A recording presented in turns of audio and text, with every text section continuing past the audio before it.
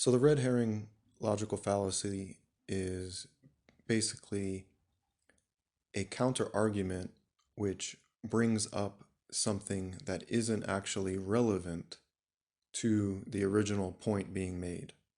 So in this context, I would point out that mandates for preventative healthcare decisions concerning what medical devices you're going to use or not use, or what medicine you're going to take or not take, concerning, um, a preventative healthcare choice, um, should be the choice of every woman and man as an individual. That no one should have the power to make that choice for them because it's a form of abuse of control, and abuse is an evil. So simple as that. Yet, what I see most people talking about are the reported, and I emphasize the word reported, you know, meaning that these numbers could be accurate or could be inaccurate. The reported number of cases and the reported number of deaths, they're saying that the lockdown is either justified or not justified based on the numbers of cases or deaths as they're reported, which may again be accurate or inaccurate. And one, glaring example of evidence that those numbers are probably not accurate is that the number of normal flu cases has suddenly dramatically dropped, right? Like basically almost nobody's getting the flu all of a sudden. Everyone's getting this other so-called illness. It's like not statistically probable that that actually would happen, that there would be such a dramatic switch from one to the other. But in any case, I don't want to go on a tangent myself here.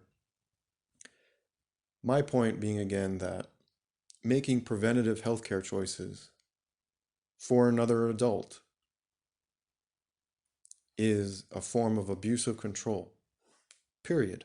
That's it. That's my statement. That's my argument.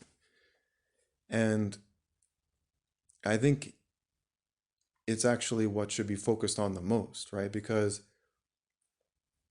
whatever you decide to do concerning an illness, whether you decide to eat healthier, take more vitamins, or, even isolate yourself or do other preventative type things, like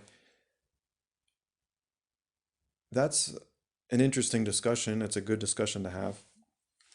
But really, the main problem has been the mandate itself. And so people have been going off on these red herrings by talking about the numbers, for example, even when they're objecting to the mandate. They're objecting to the mandate for the wrong reason, is what I'm saying, or for a reason that is missing the point that the lockdown itself is unethical under any circumstance.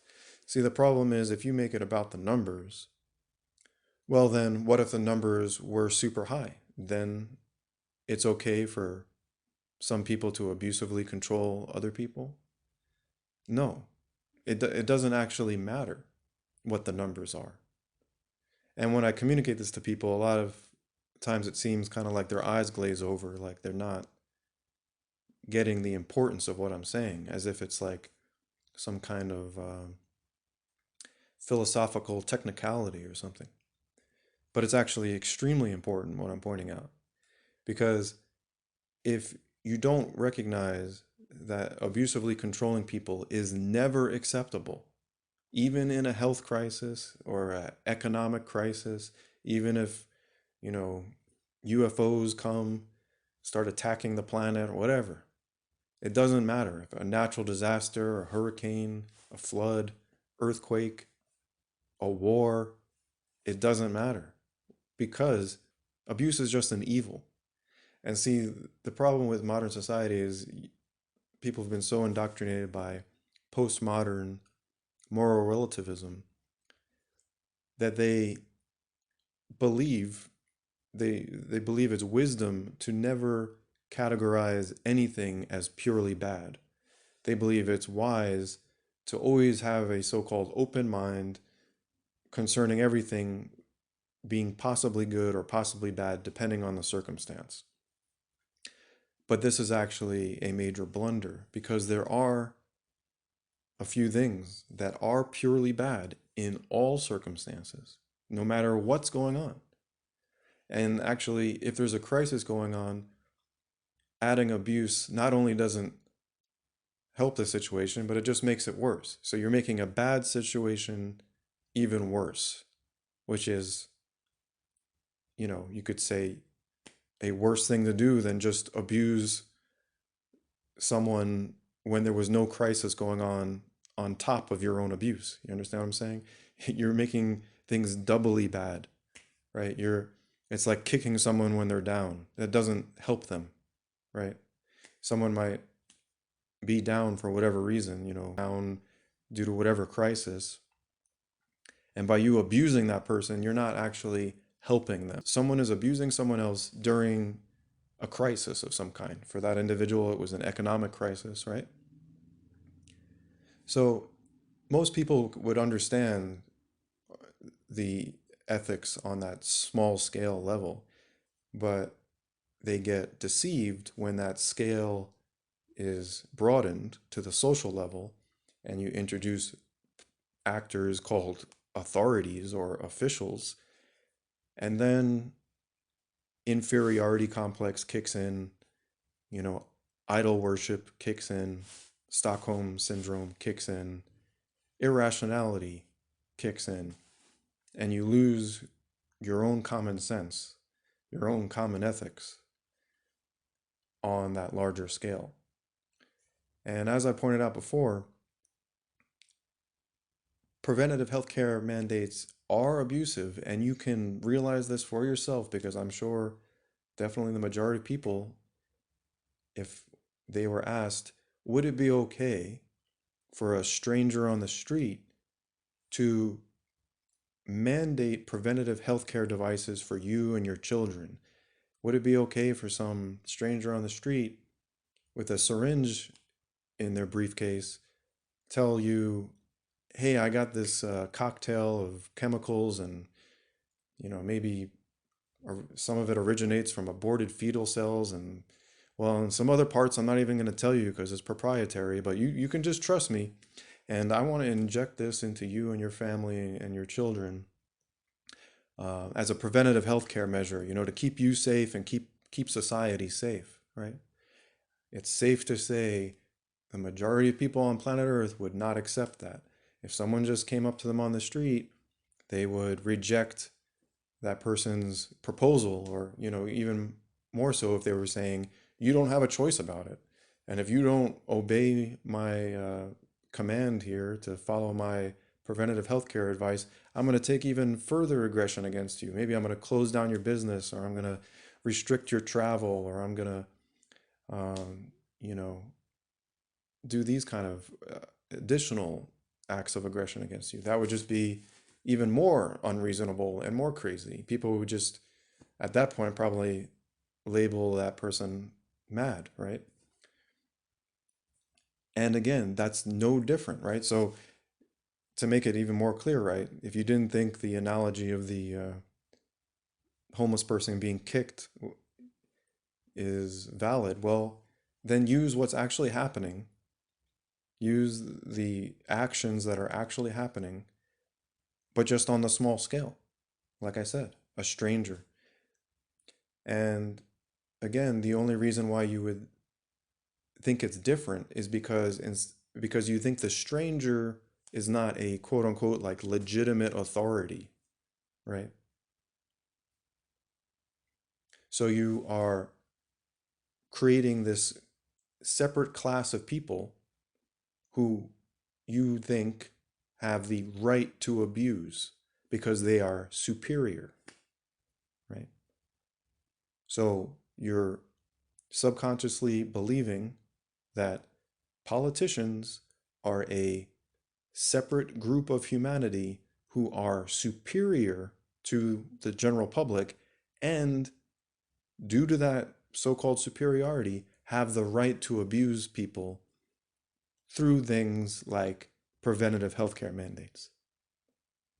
Right? It's completely irrational. It's disconnected from reality. And the way to discover that is just by asking yourself the question, or if I were to ask you the question, do you believe that politicians are a superior subclass of humanity that have the right to abuse other people? Again, I think most people would say, no, I don't believe that, right? So you're going against your own ethics. You just don't realize it because it hasn't been spelled out for you. And you've been just inundated with propaganda. You've been inundated with logical fallacies. So whenever there is a debate about the so-called lockdowns going on, if anyone is talking about the numbers, they're missing the point. Concerning the mandate, they're completely missing the point. So it's actually irrelevant.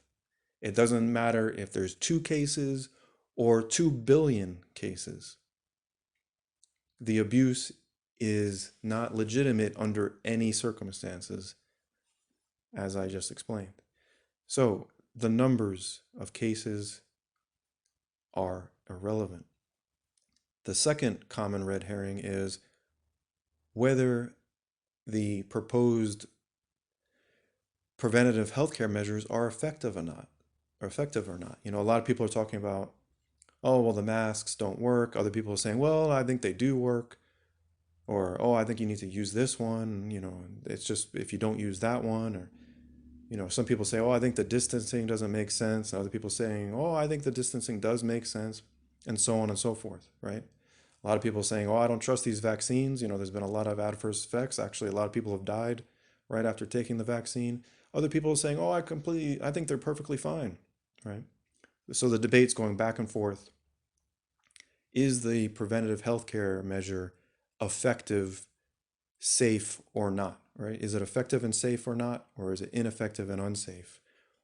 Or some variation, of those, right? Again, if that's what's being discussed, it's completely irrelevant. It's completely irrelevant to the point that the mandate itself is a form of abuse and is completely wrong and should have never begun, and it should immediately end. So that should be the focus and not these red herrings. If you want to talk about what are a good medical choice, preventative healthcare choices, okay, that's a separate issue. If you want to talk about what the accurate numbers of cases and deaths are, okay, but that's a separate issue from the issue of whether a mandate is legitimate or not.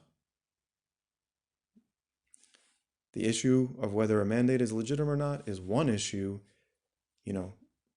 What is the accurate numbers, and what are effective and ineffective medical choices? What's your opinion on that is another.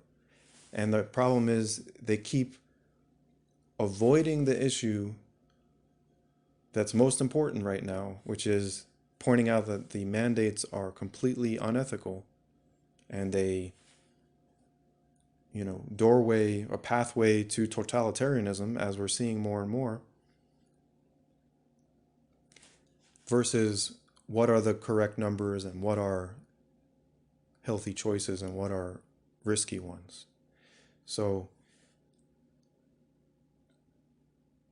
I hope that helped you see what's going on more clearly. And if anyone's talking about the lockdowns and they're throwing numbers, down, or they're talking about, their opinion on what's effective and what's not, medical device or treatment wise, those are red herrings. Those are actually irrelevant issues concerning whether the mandate itself is relevant, whether the mandate itself is legitimate, ethically legitimate or not. And as I explained, it's not. So you need to get that.